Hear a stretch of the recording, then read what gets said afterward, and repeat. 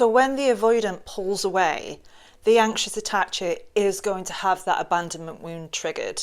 And you might find yourself acting in ways that you don't really want to act. But how does a secure person handle this kind of behavior?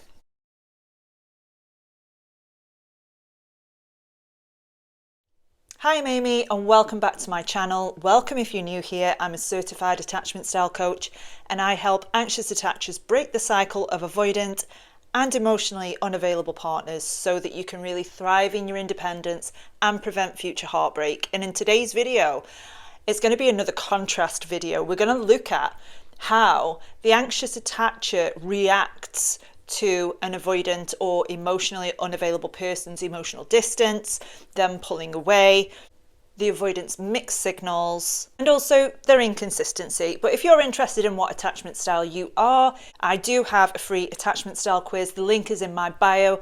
But let's get into today's video. So avoidant attachment, or emotional unavailability as it's commonly known, is created in their childhood experience. So the avoidant learnt really early on that they can only rely on themselves. They perhaps had emotionally unavailable parents. Their emotions might well have been dismissed, or they might have been the recipient of inconsistent behavior from their parents. This could look like being really heavily punished when you've done something really quite minor. So that person grew up thinking that love cannot be trusted, that I can only rely on myself, that I'm defective in some way. As a coping strategy to survive that kind of childhood, the avoidant learns how to solely rely on themselves, afraid of emotional dependency. But on the other side of that, they really crave the connection that comes with a relationship, which is why when you meet them, the relationship is great. They show up really well when the relationship starts. But as the attachment starts to form and there is then expectations on the relationship, maybe you want to know where the relationship's going or you want to express a need to this person, their attachment style then becomes triggered and they start to really fear being engulfed in the relationship. They fear intimacy, they fear vulnerability that it takes to be in a secure relationship.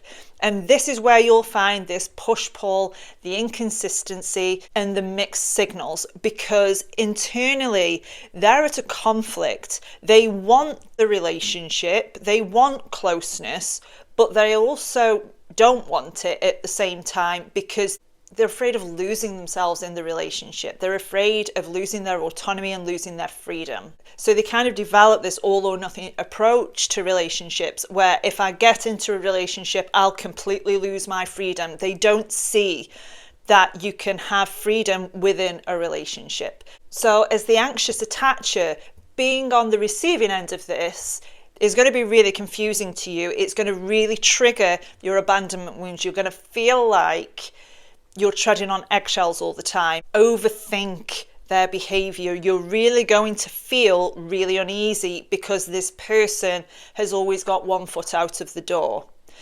And when it is that the avoidant pulls away, this is when your attachment style is going to get triggered.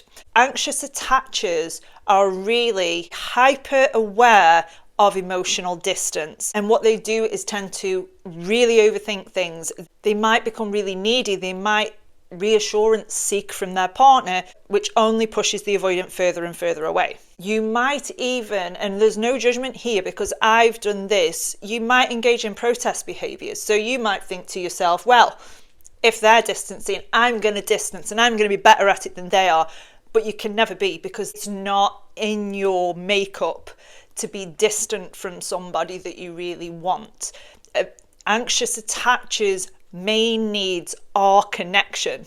We love being in relationships. So emotionally distancing ourselves from a partner doesn't come naturally to us at all. And I can guarantee you guys, the avoidant is better at distancing than you are. If you're interested in healing your anxious attachment style, I have a really specific blueprint that I created with the exact steps that I took to heal my anxious attachment style to secure. If you're interested in that, my email is in the bio.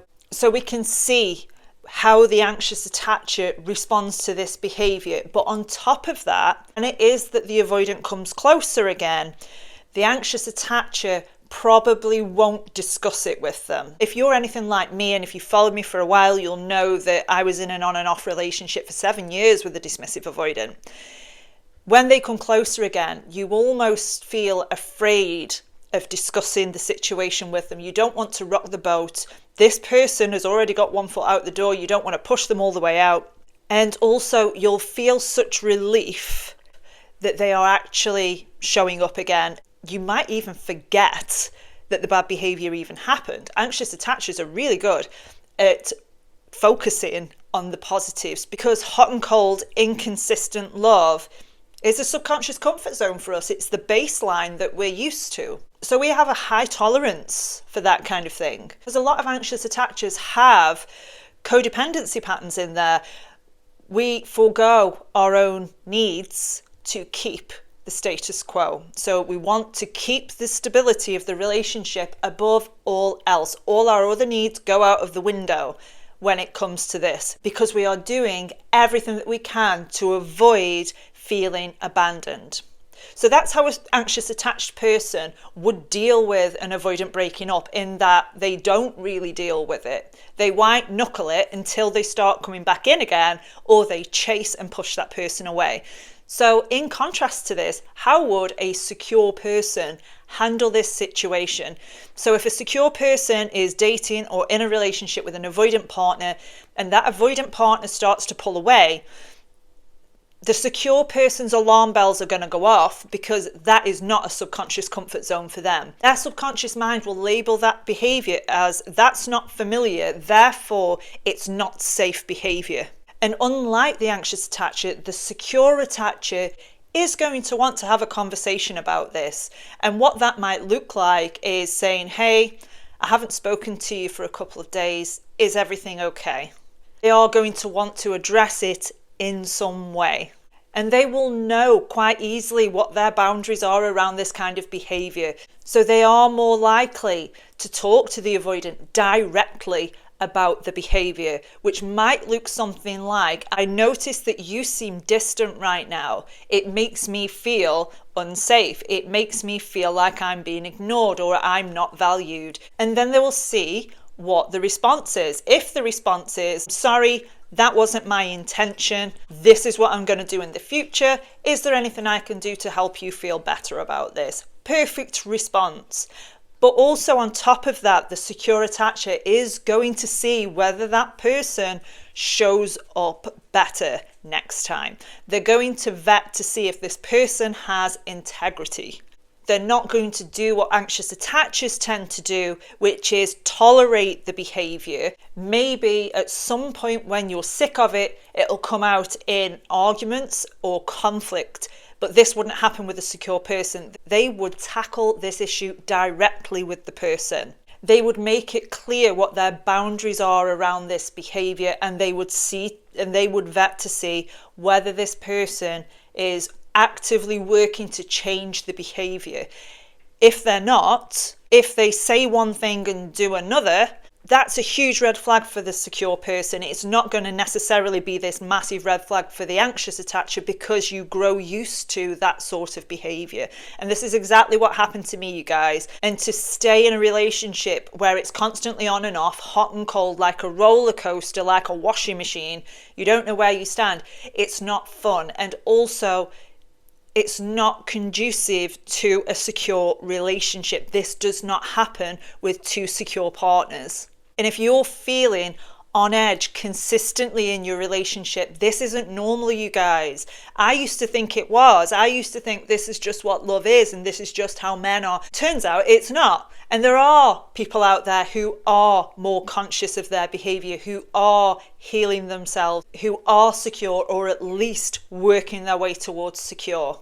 But to do that, you have to make sure that your actions are aligning to who you want to be. So if you're saying one thing to yourself, that I'm a secure person, but your actions say differently, you're just going to reaffirm that you're not secure. Your actions need to marry up with what you say.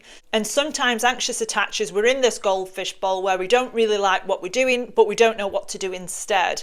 And this is the point of this video, so you can start showing up as a securely attached person. And a securely attached person does not white knuckle it through relationships. They're not holding on to a partner for dear life because they don't attach their self-worth to a relationship. They know exactly how to meet their needs in a healthy way. They treat themselves as worthy people and will not accept behavior that is worse than how they treat themselves. And because they have good self-esteem, because they have good self-worth and a good relationship to themselves, they treat themselves pretty well. So their baseline is quite high.